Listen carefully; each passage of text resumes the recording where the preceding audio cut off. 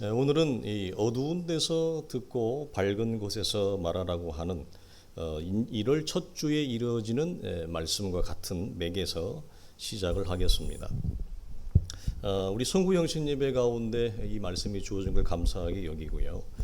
이제 우리 새 사람들의 교회 공동체는 이제 6살을 지나고 7살을 맞이합니다. 특별히 올해는 우리 건재욱 성도를 시작하여 우리 박정래 성도님, 그 다음에 권영두 성도님, 그리고 김도윤, 권석영 집사님, 또 이강태 집사님, 그리고 우리 지혜 자매까지 소중한 영혼들이 주의 교회에 동참하게 되어지는 참으로 복된 한 해가 아닐 수 없습니다. 감사한 것은 지난 6년 동안 우리 모두 저마다의 신앙의 높고 낮음에 관계없이 저마다의 그릇에서 괄목할 만한 신앙의 성장을 이루었다는 점, 이것이 하나님 앞에 얼마나 감사하고 소중한지 모릅니다. 그래서 한 성도 한 성도를 향한 하나님이 목적하신 하나님의 어떤 작품, 하나님의 형상으로 우리 모두가 아름답게 빚어져감을 목회자로서 바라보게 되어집니다. 물론 아직 우리 가운데 참다운 신앙의 고백에 이르지 못한 자들, 그리고 믿음의 좌우와 위아래가 분별되지 못한 자들이 있습니다. 늘 목회자로서 갖는 기도의 제목과 눈물의 제목일 수는 있습니다. 그러나 하나님이 그들 가운데도 우리에게 베풀어 주신 구원의 은혜가 동일하게 성취되어 것을 저는 믿고 기도하고 있습니다. 그러나 이제 우리는 여기에서 멈추어서는 안 되고, 오늘 2025년 주제의 말씀이 더 깊은 데로 가라는 말씀처럼 새로운 말씀을 따라서 믿음의 걸음을 계속해야 합니다. 한 교회가 태동되어지고 세워져가는 과정 가운데 내가 부름을 받았다라고 하는 사실에 대한 어떤 영적인 인식과 전망이 이제는 우리 속에 있어야 됩니다. 즉, 한 개인의 신앙에서 이제는 이웃을 바라보는 신앙과 교회 전체를 바라보는 신앙의 전망이 있어야 된다는 얘기입니다. 내년에는 중직자가 세워집니다. 중직자가 세워지면 제가 여러분을 대하는 게 달라집니다. 지금과 같을 거라고 기대하시면 곤란합니다. 직분에 따라 저는 대하는 게 다릅니다. 네. 그래서 왜 저분에게는 저렇게 대하고 이분에게는 이렇게 대하느냐? 어린아이에게는 어린아이처럼 대하는 거고, 이제는 직분이 중직자가 되어지면 대하는 게 달라지고 기대하는 게 달라집니다. 그래서 말이 다르게 나갑니다. 네. 똑같을 거라고 생각하면 여러분 곤란합니다.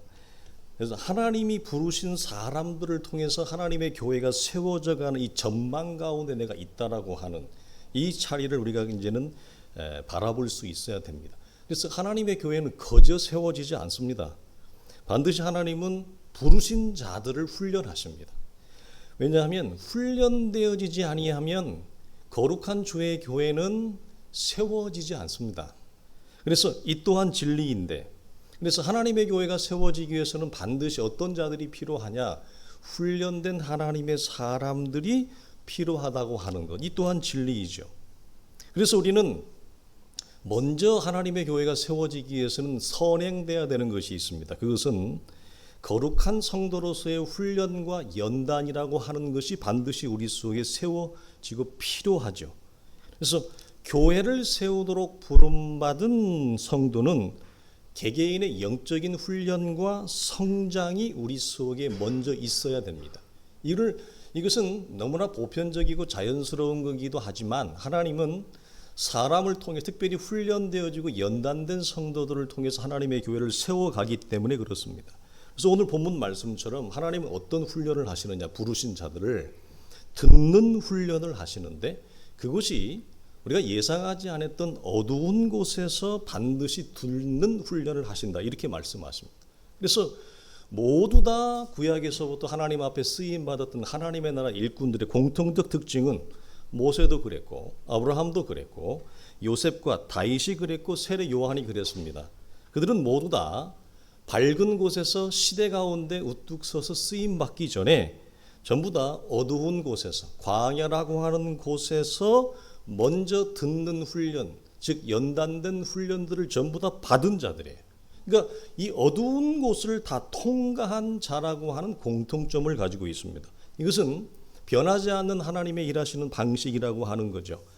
왜냐하면 하나님은 내 자신이 목적이고 하나님의 꿈과 비전이 목적이기 때문에 그렇습니다. 즉 가시적인 이 땅에 하나님의 교회가 세워지기 위해서는 하나님이 나라고 하는 존재의 목적과 완성을 통해서 교회가 세워져요. 그러니까 한 개인의 신앙이 세워지지 않으면, 특별히 우리 교회처럼 이렇게 맨 땅에서 시작되어지는 기초가 없이, 둔덕이 없이, 우리가 둔덕이고 우리가 토대고 우리가 기초거든요. 근데 기초로 부름을 받은, 이건 영광이에요. 여러분 주변에 보십시오. 주변에 예수 믿는 사람들, 친구들, 위아래 선배들 중에 하나님의 교회를 세우는 기초로 기둥을 부름받아서 사역하고 신앙생활하는 사람이 얼마나 되나 찾아보십시오. 별로 없습니다. 거의 없습니다. 대부분 이미 형성되어지고 세워진 교회에서 몸을 담고 우리와는 다르게 조금 편안한 신앙생활을, 안락한 신앙생활을 합니다. 하나님의 교회를 세우는 일의 기초와 기둥으로 부름받은 자들은 여러분 거의 없어요. 요즘은 목회자들도 이걸 안 하려고 하잖아요. 목회자들도, 사역자로 부름받은 자들도 부르심과 소명이 든든하지 아니하면 조건 따라 갑니다. 환경 따라 갑니다. 잘 풀리는 쪽으로 가게 되어져 있습니다. 자기에게 주어진 자기 길을 가지 않습니다. 즉 자기 길을 간다는 건 뭐죠? 하나님이 내게 주신 부르심과 소명을 쫓아가는 거예요. 대중과 시류를 쫓아가는 것이 아니라. 그래서 주변에 여러분 친구들 많을 줄 알아요. 그러니까 고향이시니까 하나님의 교회를 세우는 쪽으로 부름을 받아서 그 교회를 세우는 일에 진력하고 있는 사람이 주변에 몇이나 됩니까? 거의 없습니다. 그런데 이것은 굉장한 영광이라고 하는 거예요. 그러니까 이것을 하나님의 관점에서, 하나님의 시각에서 나라고 하는 인생이 한 하나님의 교회 공동체를 세우는 일에 기둥과 기초로 부름받았다고 하는 것이 얼마나 특권이고 얼마나 영광스러운 일이라고 하는 것에 대한 안목이 열어지지 아니하면 이것은 한없이 부담스러운 길이 될 수 있습니다. 그래서 틈만 나면 딴 생각을 하고 외면을 하고 도망가려고 하는 이런 머리에 다양한 퍼즐이 일어나게 되어지죠. 그래서 그런 기둥으로 부름을 받았는데 내가 기둥인데, 사람이 기둥입니다. 여러분, 교회는 사람이 기둥이에요. 근데 사람이, 내가 흔들리면 교회가 세워지겠어요? 안 세워지겠어요? 내가 지리멸멸한데 내 위에 무게를 내가 감당할 만한 영적인 근력이 없는데 이 위에 뭘 세울 수 있겠어요? 없겠어요? 안 세워. 내가 흔들리는데 어떻게 나를 타고 다른 지체가, 교회 공동체가 세워지겠냐는 거예요. 그래서 하나님은 교회를 세우는 당신의 부르신 자들을 통해서 하시는 것은 진리인데, 동시에 무엇이 있느냐? 반드시 부르신 자들을 뭐 하신다? 든든하게 훈련하시고 세우는 작업을 하나님은 반드시 하시는 거예요. 그러니까 이걸 안 하고는, 제 주변에 개척한 지 한 2, 3년 만에 몇백 명 된 제 동기들이 몇이 있습니다. 개척한 지 3년 만에 교회를 지은 동기도 있습니다. 딱 한 사람을 제외하고는 교회가 어떻게 됐을까요? 그 이후에는 다 흩어졌습니다. 왜? 순간적으로 사람이 어떤 특별한 재주 때문에 교회가 많이 모이긴 모였는데 그것을 지탱하고 감당할 만한 기둥과 토대가, 교회 안에 성숙한 기둥과 토대가 형성이 안 된 거예요. 그러자 별소리가 다 나고 지리멸밀하게 되어졌던 거죠. 그래서 여러분, 반드시 하나님은 어두운 곳에서 우리를 먼저 훈련을 합니다. 그래서 부름받은 자들은 하나님의 말씀 하나 의지한 채 믿음이라고 하는 지팡이 하나 가지고 여정을 시작합니다. 그러나 기대와 다르게 어둠을 경험하는 때가 곧 찾아오게 되어집니다. 여러분, 모세에게 어두움은 무엇이었을까요? 애국과 바로라고 하는 것이 그에게는 엄청난 어두움의 존재였습니다. 아브라함에게 여러분, 어두움은 무엇이었을까요? 어디로 가야 할지 모르는 막막함이라고 하는 것, 어떻게 가야 될지, 어디로 방향을 잡을지 길을 잡지 못한다라고 하는 그 막연함, 그게 아브라함에게는 여러분 어두움이었어요. 막막함이죠. 요셉에게는 형제의 배신, 그리고 사람의 모함이라고 하는 것이 그에게는 인생의 어두움이었고, 다윗은 사울이라고 하는 한 질투의 화신을 만나죠. 그리고 그 사울이라고 하는 질투의 화신은 동일하게 권력에 대한 욕망이 너무나 강한 자였습니다. 이 정치와 권력에 대한 욕망이 강한 사람은 특징이 뭐냐? 남자든지 여자든지 질투가 충만해요. 그러니까 다윗에게 어두움은 누구죠? 사울이라고 하는 질투와 권력의 화신이 그에게는 어두움이었습니다. 그래서 그 어두움을 통해서 뭐죠? 하나님은 모든 이런 부름받은 자들은 이런 어두움의 과정을 다 지나요. 다 통과해요. 통과하지 않고는 우리가 하나님의 사람으로 세워지지 않기 때문에. 그러면 어두움의 목적은 뭐냐? 하나님은 처음 내가 부름을 받을 때보다 어두움의 기간을 통해서 이전보다 더 나은 존재로 거듭나게 하는 거예요. 처음에 하나님의 은혜로 부름을 받았을 때, 구원의 은혜를 받았을 때, 말씀의 단막과 은혜를 받았을 때, 그때 주어지는 달콤함의 은혜에 머무는 소와 작은 존재로 나를 있게 하지 아니하고 어둠의 기간을 허락하시는 이유는 이전과 다른 더 큰 존재로 하나님이 나를 거듭나게 하는 거예요. 동시에 하나님과 더 큰 관계성으로 풍성하게 나의 관계와 인생을 하나님이 여시는 겁니다. 그러니까 이 차원에서 어떤 것도 있느냐면 우리가 하나님의 은혜로 말씀의 은혜도 알고 말씀의 달콤함도 알고 구원의 은혜를 받아서 신앙생활을 즐겁게 시작을 하는데 제법 했는데 시간이 제법 지나갔어요. 근데 이 사람이 어떤 이유 때문에 그 첫사랑의 은혜와 상태에서 그냥 만족하고 아니하고 여기서 벗어나시려고 하려고 하지를 않는 거예요. 여기가 좋사오니 하고 이 상태만을 계속해서 주장하고 이 안에서 만족하고 배부름을 여기면 이 시간이 한정없이 갈 수가 없어요. 왜? 하나님은 이 어린아이의 상태에 있는 사람을 장성한 상태로 끌어내야 되기 때문에 하나님이 이 사람의 인생에게 어둠의 기간을 허락합니다. 그래서 영적인 성장의 과정에서 이런 어두움의 기간은 여러분 자연스러운 거예요. 동시에 하나님은 이것을 의도적으로 하나님은 이런 시간을 나와 갔습니다. 하나님은 의도적으로 가져요. 어떤 분들은 믿음의 여정에서 이렇게 어두움의 시간이 찾아오면, 고난의 시간이 찾아오면 거의 본능적으로 둘 중에 하나라고 생각합니다. 죄가 많아서 그렇다. 죄의 문제? 아니면은 내가 신앙생활을 하나님 앞에 잘 못하기 때문에 하나님이 회초리를 든다는 것으로 이해하는 경향이 강합니다. 특별히 한국 성도는 이게 굉장히 강해요. 물론 그럴 수도 있겠습니다. 그럴 요소와 여지도 있겠습니다만 우리가 지금 나누고 있는 말씀의 맥락은 죄의 문제도 아닙니다. 그리고 신앙생활을 못해서도 아닙니다. 오히려 반대입니다. 반대라는 말은 무슨 말이냐면 이분이 신앙생활을 잘하는 사람이에요. 그러니까 오히려 하나님 앞에 열심을 갖고 신앙생활을 잘하고 영적인 욕구와 하나님 앞에 제법 바른 신앙의 기초를 가지고 있는 사람들이 오히려 어둠의 기간이 찾아와요. 아이러니컬하게. 그래서 주님께서는 그 사람을 통해서 놀라운 일을 하나님은 행하시기 위하여 의도적으로 이 사람과 이런 관계의 시간을 갖습니다. 이게 이제 우리가 대표적으로 욥기잖아요. 그러니까 욥이 우리보다 죄가 많아서 아니죠. 우리보다 신앙생활을 못해서 천만의 말씀. 욥은 하나님이 내어놓고 자랑할 만한 의인이었어요. 그런 의인인 욥이 왜 여러분 이런 어둠의 기간을 맞죠? 도리어 신앙생활을 잘하는 사람이 이런 기간을 맞습니다. 왜? 하나님은 더 큰 존재로 그 사람을 창조하기를 원하고 그를 통해서 하나님 더 큰 일을 행하기 원하기 때문에 그래요.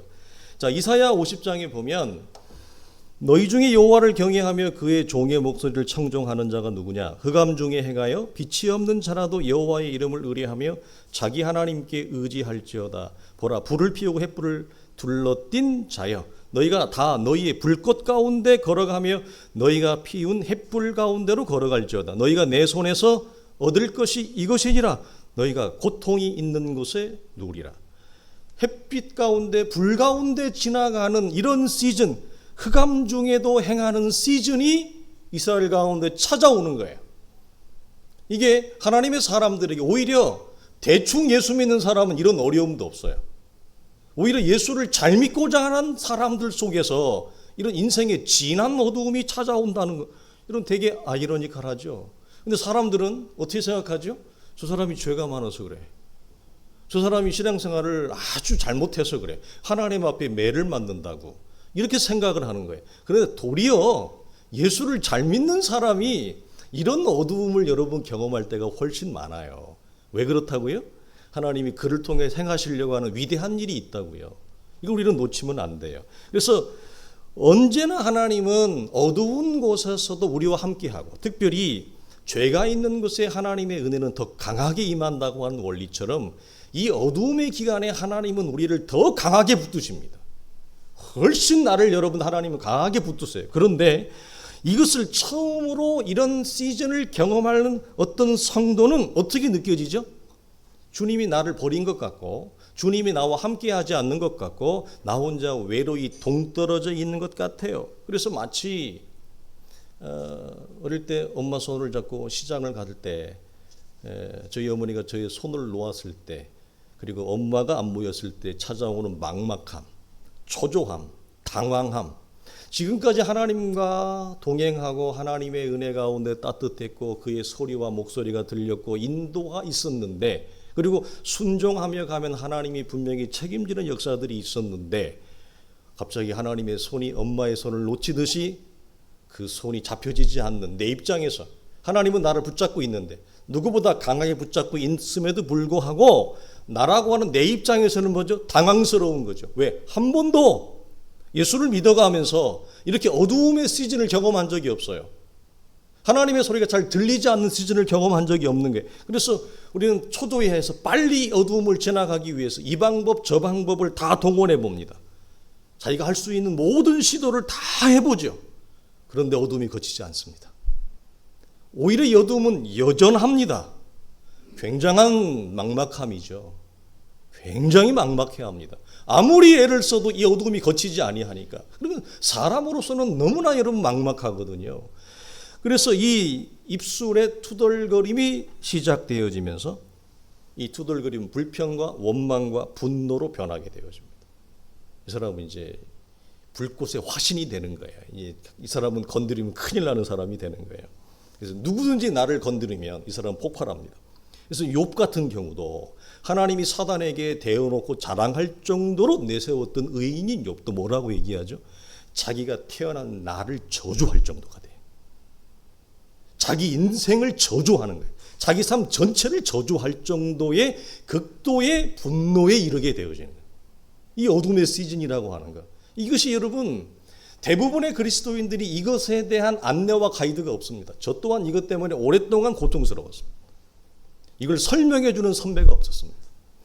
여러분 이렇게 되면 해결의 실마리가 더 엉키게 되어지고요.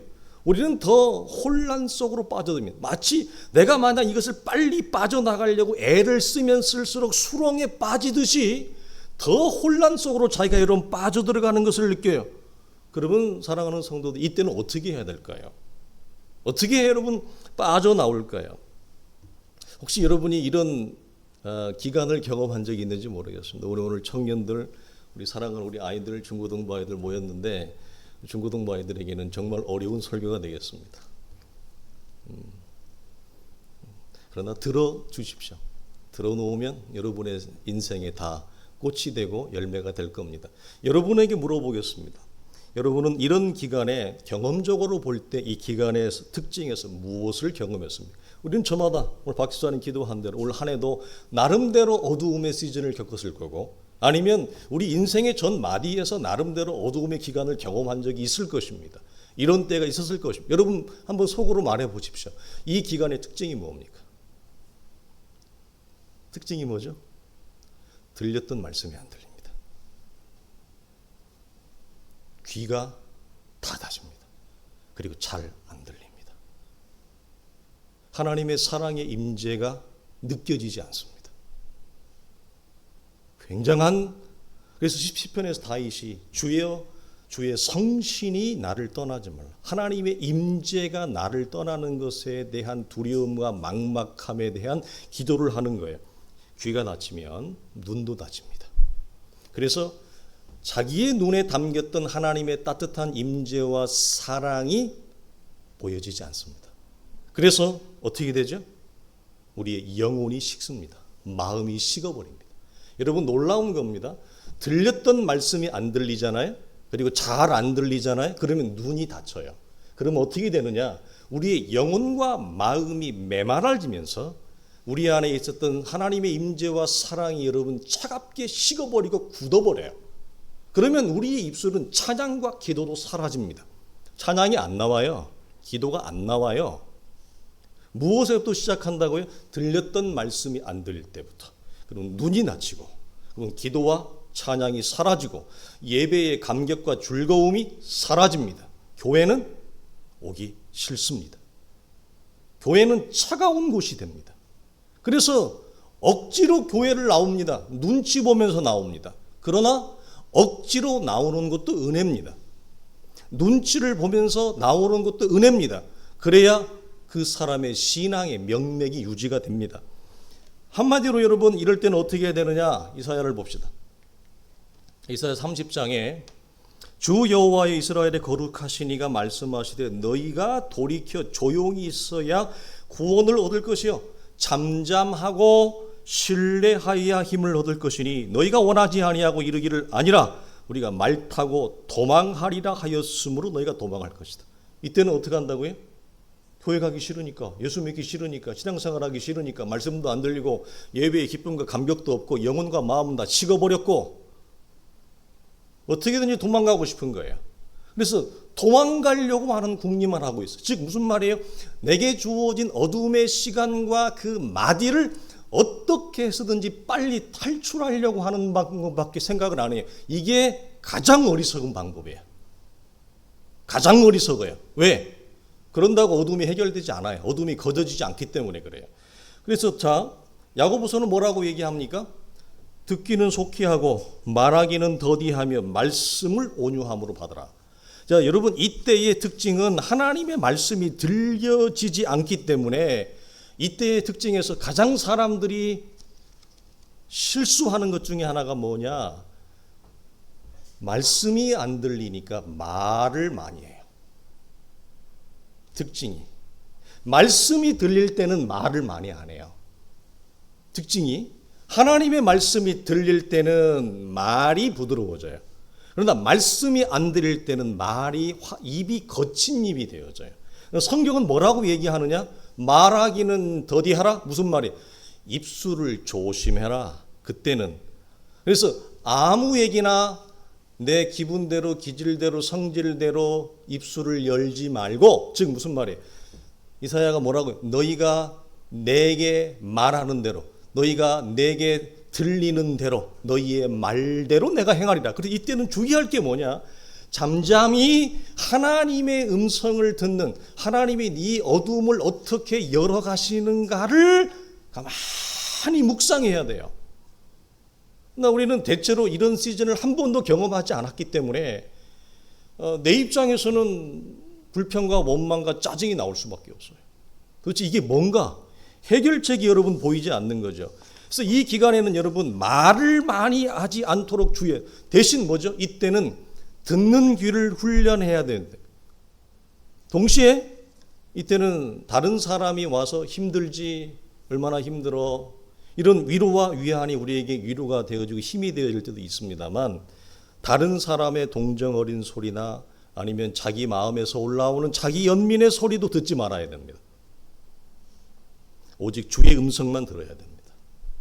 그리고 이 어둠을 지날 때는 자기 연민의 소리나 다른 사람의 위로나 위안은 전혀 도움이 안 되는 것은 아니겠지만 궁극적으로 이 어둠의 기간에서 나를 세우는 데는 큰 역할을 하지 못합니다.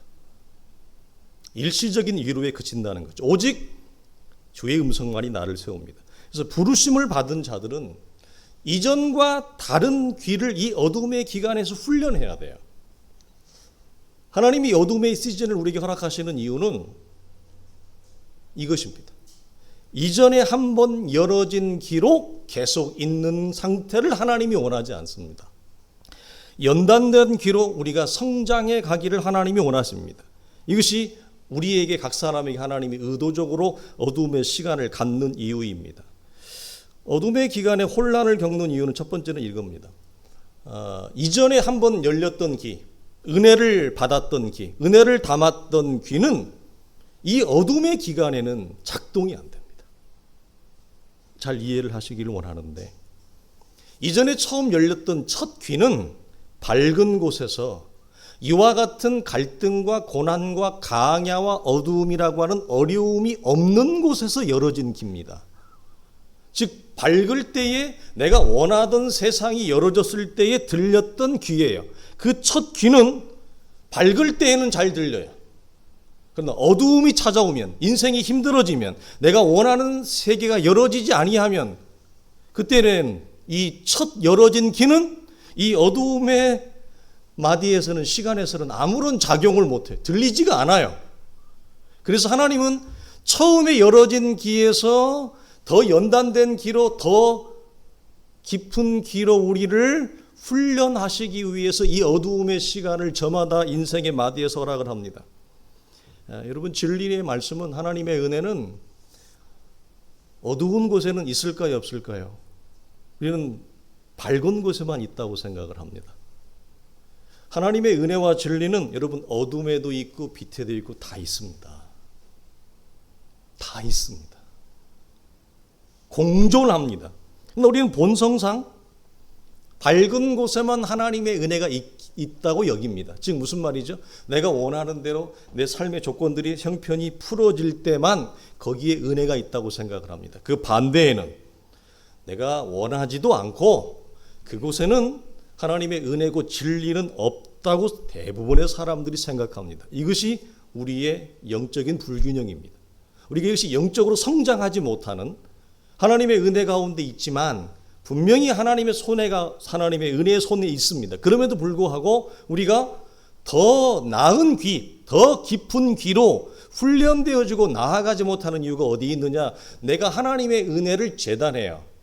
어디에만 있다고? 하나님의 은혜는 밝은 곳에만 있다고. 그 밝은 곳이 어떤 거예요? 내가 원하는 대로 세상이, 내 인생이 열어지는 곳, 그런 인생에만 하나님의 은혜와 진리가 있다고 생각을 하고, 내가 원하지 않는 세상, 어두운 곳, 밤에는 하나님의 은혜가 없다고 생각하는데, 성경은 오히려 여기에 더 은혜가 많다고 얘기를 해요. 이걸 우리식으로 풀면 어때요? 인생이 성공할 때보다 인생이 실패와 몰락과 어려움을 겪을 때, 말할 수 없는 후회와 자책을 온몸으로 겪을 때 거기에 더 큰 하나님의 은혜가 진하게 있어요. 이것을 성경이 우리에게 여러분 말합니다. 이것을 우리가 언제 아느냐? 대부분의 사람들은 이걸 잘 몰라요. 그래서 하나님의 은혜가 한쪽에만 있다고 생각을 해요. 그럼 언제 이걸 알까요? 잘 풀리던 인생이 브레이크가 걸릴 때, 잘 나가던 인생이 실패를 경험할 때, 그때야 비로소 내가 전혀 원하지 않는 곳으로, 내가 의도하지 않는 곳에 내가 몰려 있을 때, 내가 내 인생을 열심히 살아오고 달려온 이유는 이런 원하지 않는, 전혀 의도하지 않는, 상상하지 않는, 기대하지 않은 이런 인생을 나는 원한 적이 없어요. 내가 겨우 이런 인생을 내가 맛보려고, 내가 이런 삶을 살려고, 이런 쓸쓸함과 고독함과 막막함과 적막함과, 때로는 극단적으로 가면 생을 놓고 싶군, 모든 것을 포기하고 싶고 놓고 싶은 이런 인생의 막다른 골목, 절벽에 내가 서 있기 위해서 그 모든 유혹을 넘고, 시험을 넘고 피해서 세상을 열심히 하나님 앞에 신실하게 살아온 게 아니거든요. 겨우 이런 거 보려고. 그런데 의도하지 않은, 전혀 기대하지 아니하는 인생이 내 안에 그 조건 속으로, 세계 속으로 내가 내 의지와 상관없이 내가 들어가 버리는 거예요. 거기에서 대반전이 일어나는 것이죠. 대역전이 일어나는 것. 눈과 귀가 거기에서 여러분 새로워지는 거죠. 그래서 이런 내가 의도하지 아니하는 인생과 세계 속에 들어가기 전까지는 우리는 한쪽에만 은혜가 있다고 생각합니다. 인생이 잘 풀릴 때만 거기에 은혜가 있고, 그게 복음이고 하나님이 나를 인도하셨다고 생각을 해요. 그러나 어두움과 실패와 몰락은 나는 그건 아니라고 여기죠. 그걸 끝까지 나는 고집하고 주장을 하죠. 그러나 내가 의도하지 않게 그 세계의 진한 실패의 잔을 마셔보면, 배반과 배신의 잔을 마셔보면, 아, 여기에 더 큰 하나님의 은혜가 있구나. 그때까지는 잘 열어지지 않습니다. 이것은 우리의 본성이 이것을 원하지 않기 때문에 그래요. 그래서 하나님은 어떻게 하냐? 내가 의도하지 않는 시간을 하나님은 의도해서 갖습니다. 이게 참 어려운 것입니다. 이게 힘든 것이죠. 그러면 이 어둠의 시간 속에서 하나님이 창조하는 건 뭐냐? 욥기에 보면 이런 말씀이 있습니다. 나의 가는 길을 그가 아시나니 그가 나를 단련하신 후에는 내가 정금같이 나오리라. 나의 발이 그의 걸음을 바로 따랐으며 그의 길을 지켜 치우치지 아니하였고 내가 그 입술의 명령을 어기지 아니하고 일정한 음식보다 그 입의 말씀을 귀히 여겼고 그런즉 내게 작정하신 것을 이루실 것이라.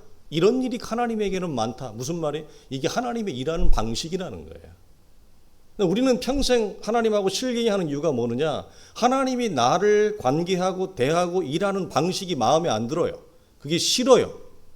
그래서 내가 원하는 세계, 밝은 세계가 하나님은 이걸 통해서 내가 좀 영광을 받으면 좋겠는데 이 세계만을 고집하는 거예요. 그래서 이분 뭐라고 얘기합니까? 하나님은 이렇게 일하는 게 많다. 하나님은 이게 평균이다 이 말이에요. 하나님은 이런 식으로 일한다. 그래서 어두움으로 뒤에 보면 어두움으로 나를 끊지 아니하고 흑암으로 내 얼굴을 가리지 아니하였다. 이 말씀을 마지막으로 줍니다. 이게 여러분 소망이에요. 그럼 이제 여기까지 말씀을 보면 목사님 그러면 우리는 항상 이렇게 어둠 속에만 있어야 되고 실패와 흑암 속에만 있어야 되고 풀어지지 않는 인생 속에서만 있어야 되느냐라고 하는 질문을 하게 되어지는데 성경은 이번 제일 마지막에 뭐라고 한다고요? 하나님이 나를 흑암과 어둠 속에 가두어 놓지 않는다는 거예요. 무슨 말이에요 이게? 하나님의 어둠의 기간을 의도적으로 우리에게 가졌고 나는 그걸 의도하지 않았지만 그 속에서 하나님이 나에게 원했던 정금같이 거듭나는 새로운 존재로 우리가 성장하면 무엇이 거친다고요? 나를 감싸고 있던 어둠과 흑암이 거치게 되어지느니라. 이 말을 합니다. 하나님은 이렇게 일하신다. 어두움을 겪지 않고 밝은 곳에 세우는 하나님이 아니다. 고난을 통과하지 않고 형통으로 하나님은 인도하지 않는다. 이 말씀을 하는 것입니다. 그래서 욥의 고백이 이렇듯이 나를 향한 어둠 속의 창조예요. 이게 고난 속의 창조예요. 이것이 끝나면 하나님은 나에게 가리워져 있던 드디어 그 어두움을 하나님은 걷어가십니다. 그래서 나를 어디에 세워요? 광명한 곳에, 밝은 곳에 하나님이 나를 세우십니다. 그러나 여러분 기억하실 것은 우리는 반드시 어둠 속에서 이전과 다른 더 연단된 귀, 더 깊은 귀를 훈련을 통해서 배워야 됩니다. 첫 부름을 받을 때의 은혜보다 더 큰 은혜의 자리에 우리는 들어가 있어야 됩니다. 그 상태로 있으면 어두움은 거치지 않습니다. 왜? 내가 준비가 안 됐기 때문에. 밝은 곳에 쓸, 광명한 곳에 쓸, 지붕 위에 쓸 준비가 안 돼 있어요. 그러면 여전히 우리의 눈과 귀는 내 시각으로 하나님을 재단하고 한정하는 그 시각으로 서 있습니다. 그래서 하나님 우리를 세울 수가 없어요. 하나님 우리를 높일 수가 없게 되어지는 거죠. 그러므로 반드시 고난 중에서 어둠 속에서 배운 진리를 통해서 내가 만난 하나님, 내가 경험한 은혜를 통해서 더 성숙하고 연단된 눈과 귀로 우리가 성장하고 나아가 있어야 우리에게 찾아오는 어둠은 여러분 낮을 피할 수 없듯이 낮을 막을 수 없듯이 풀어지는 역사가 있습니다. 그래서 어둠 속에서 깨달은 놀라운 말씀 그리고 고눈비한 땅에서 만난 그리스도를 이제 모든 사람이 볼 수 있는 지붕 위에서 우리 주님은 우리에게 전하라고 말씀하시고 그런 은혜의 기회와 은혜의 자유들을 우리에게 허락하십니다. 이것이 하나님 우리 각자에게 어두운 순간들을 허락하시는 놀라운 이유이자 목적입니다. 영적인 안목과 시선이 열어진 성도라고 하는 것은 한쪽에만 열어진 눈을 가진 성도가 아닙니다. 그 애꾸죠, 애꾸. 밝은 곳에서만 말씀을 잘 듣는 귀, 눈은 틀어진 거예요. 양쪽을 다 볼 수 있어야죠. 어두운 곳에서도 볼 수 있고 어두운 곳에서도 들을 수 있는 눈과 귀, 양쪽을 다 가진 걸 뭐라고 한다고요? 이게 영적인 안목과 시선이 이걸 열어줬다고 말씀합니다. 자, 시편에 보면 139편에 이런 말씀이 있습니다. 자, 흑암이, 여기 중요한 표현이에요. 반드시 나를 덮고. 모든 부름받은 하나님의 사람들은 반드시 고난과 흑암을 경험하게 되어져요. 예수를 못 믿어서가 아니에요. 죄를 많이 지어서가 아니에요. 하나님 우리를 향한 놀라운 일을 행하시기 위함이세요. 나를 두른 빛은 밤이 될지랄지라도 주에게는 흑암이 숨기지 못하며 밤이 낮과 같이 비추나니 주에게는 흑암과 빛이 같음이니이다. 무슨 말이에요? 하나님은 우리의 영혼의 성장을 위해서 빛만 사용하는 게 아니라 어둠도 사용한다. 어둠과 빛을 하나님은 다 사용하신다. 하나님은 나라고 하는 하나님의 사람 걸쭉한 이 믿음의 위대한 존재를 세우기 위해 하나님이 창조한 모든 세계를 다 동원하세요. 이게 하나님이 합력하여 선을 이루시는 거예요. 하나님의 놀라우심이에요. 그러므로 우리는 하나님의 일하심을 내가 원하는 내 기호와 내 고집과 주장으로 제한할 수 없죠. 이건 너무 하나님을 우리가 스스로 가난하게 만든, 부요하신 하나님, 크신 하나님을 너무 작게 우리가 만들려고 하나님 우리가 주장하고 조종하려고 하는 거죠. 그래서 하나님의 계시에는 어디에만 있는 것이 아니라 빛에만 있는 것이 아니라 밤에도 있다. 왜냐하면 주에게는 밤이나 낮이나 당신의 하나님 되심을 드러내는 모든 통로와 도구로 하나님은 사용하시기 때문에 그렇죠. 그래서 베드로가 말한 대로 주께는 하루가 천년이고 천년이 하루가 순간이 영원이고 영원이 순간이신 하나님은 나를 향해서 첫사람의 안목과 첫사람의 귀에서 한정되어져 있고 머물러 있고 여기에 갇혀 있는 데서 새롭게 탈출하여 더 큰 귀와 더 큰 안목을 가진 존재로 하나님은 우리를 새롭게 거듭나게 하기 위하여 저마다의 인생의 하나님은 내가 의도하지 않았던 하나님이 대신 의도한 그 어둠의 시간을 우리는 경험하는 것입니다. 이것이 대충 편하게 예수를 믿어가기를 원하는 사람들의 기호와 입맛에는 참으로 맞지 않는, 참으로 불편한 하나님의 일하심이라고 우리는 말할 수 있습니다. 그러나 그래서 우리 초대에 말씀드렸듯이 이사야가 얘기했던 것처럼 오히려 예수를 잘 믿는 사람들이 상상하지 못했던 어려움을 겪어요. 기대하지 않았던 어려움 속에는 빠진다고 하는, 오늘 말씀은 특별히 여러분 지난 6년을 밤과 같은 조건 속에서 걸어온 우리 성도들을 향한 하나님의 위로와 위안의 말씀입니다. 밤과 같은 조건이에요. 우리 6년을 걸어왔는데 우리 모두가 그 6년 동안 우리는 무엇을 훈련받았어요? 여러분 무엇을 얻으셨어요? 무엇을 배우셨어요? 무엇이 6년 동안 여러분 걸어오면서 여러분에게 지금 생긴 여러분의 신앙적인 내용은 뭐예요? 지난 6년 동안 우리는 하나님의 계시의 말씀과 계시의 빛을 듣고 보는 훈련을 해온 것입니다. 우리 모두가. 그래서 여러분 우리는 이제는 하나님이 우리 속에 6년이라고 하는 기간은 다른 사람들이 일반적으로 원하지 않는, 개척교회라고 하는 조건은 여러분 밤이에요. 밤. 설교 초대에도 말씀드렸죠. 목회자들도 전혀 원하지 않는다니까요. 목사로 부름받은 자들도 개척을 하려고 하는 사람이 거의 없어요. 다 도시 교회, 중대형 교회, 대형 교회, 큰 교회 가려고 다 목매고 줄 서 있어요. 자기에게 부름받은 참다운 부름의 소명을 쫓아서 가지 않아요. 대중의 시류를 쫓아가요. 무슨 말이죠? 여러분 우리의 삶은 삶 안에 삶이 있어요. 모든 사람은 다 공통적인 일반적인 삶의 토대를 다 걸어. 그냥 껍데기에 불과한 삶이에요. 그러나 하나님이 내게 주신 진정한 삶을 찾는 자들이 있어요. 그게 인생 안에 인생을 찾는 자들이고 삶 안에 진정한 나의 삶을 찾는 자들이에요. 그게 뭐라고 우리는 얘기하느냐? 그걸 성경적으로 그걸 하나님의 콜링이라 그래요. 하나님의 부르심이라 그래요.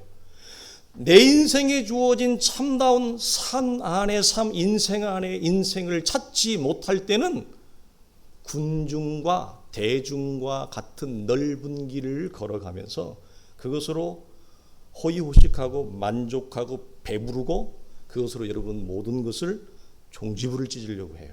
그러나 하나님의 사람들, 여러분 예수를 믿는다고 하는 것은 하나님이 내게 부르신 자의 진정한 길. 우리가 찬양 여러분 우리 혹시 이 친구들 들어 교육부에서 했는지 모르겠는데 예수의 길을 찾는 게 그걸 말하는 거예요. 예수가 걸어간 길을 내가 찾아서 내가 걸어가는 거. 그것이 예수의 길이 나의 길이 되어질 때 그 진정한 우리 속에 주어지는 여러분 소명의 길인 것입니다. 사람들이 선호하지 않는 개척교회라고 하는 조건 속에서 우리는 무엇을 배우고 얻었는가? 이것은 욥의 고백대로 우리에게 작정한 일을 하나님이 이루시기 위함입니다. 하나님은 우리 성도 한 사람 한 사람을 광명한 곳에 세우기를 원합니다. 여러분 한 사람들을 하나님은 사람들이 보이는 지붕 위에 세우기를 원합니다. 여러분 그때가 가까이 오고 있습니다. 저는 그것을 여러분 영적으로 여러분과 공유하고 싶고 그때가 되어져서 여러분이 그곳에 서거든 밤이라는 조건 속에서 여러분이 배우고 듣고 만난 깨달은 하나님의 진리와 진리의 말씀을 여러분들이 마음껏 전하시고 마음껏 선포하시고 마음껏 여러분이 펼치시기를 바랍니다. 여러분 기억하십시오. 하나님은 반드시 우리를 반석과 같은 높은 곳에 세우시기를 원합니다. 하나님은 우리가 욥이 고백했던 대로 흑암이 끊어지지 아니하는 인생을 살기를 하나님은 원하지 않으세요. 하나님 반드시 우리에게 어둠과 흑암을 여러분 걷게 하십니다. 반드시 걷게 하십니다. 여러분 그 말씀을 신뢰하십시오.